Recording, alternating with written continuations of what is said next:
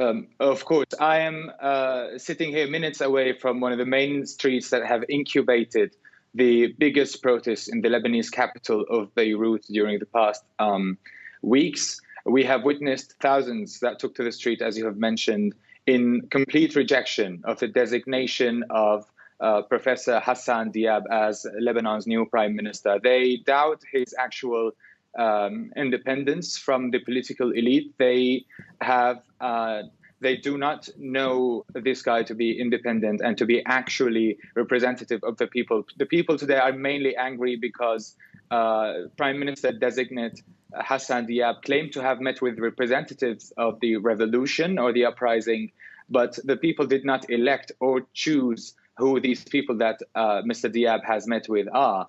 And they insist that this is a leaderless revolution. This is the people's revolution, and the demands of the people, as they insist, are clear and obvious. They want a completely independent government and early parliamentary elections that would lead to new presidency and a new system based on democracy rather than sectarian power sharing.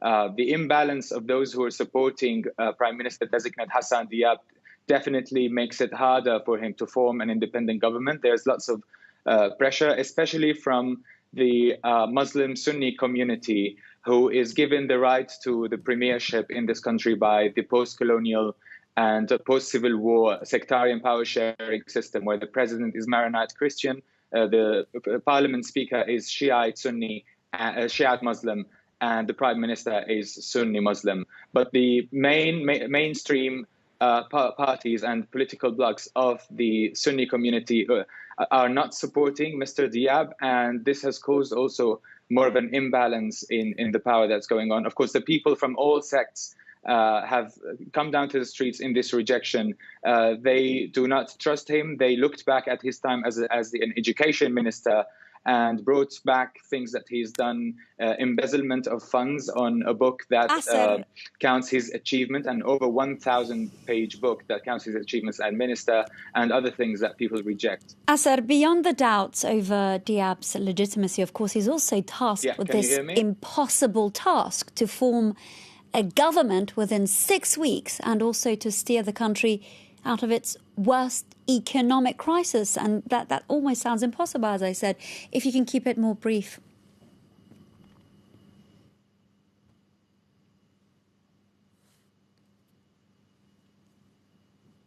That's very true. And there is no doubt that whoever is chosen to become Lebanon's next prime minister is not going to have an easy task. It's going to be extremely complicated.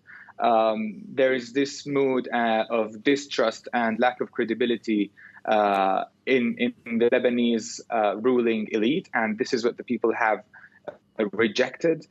And they do not think that this system is capable of hearing and listening to the demands of those people. Mr. Hassan Diab's task, as you said, is extremely difficult given the short period of time. Even though this period of time, which he said yesterday, he said it's going to take 4 to 6 weeks. And even this 4 to 6 weeks period of time is extremely challenging to Lebanon, given the current economic crisis that has already started, according to several economists and people who are following up the situation. Asser Khatab of the Washington Post, thank you so much for being with us here on France 24 and for bringing us those developments.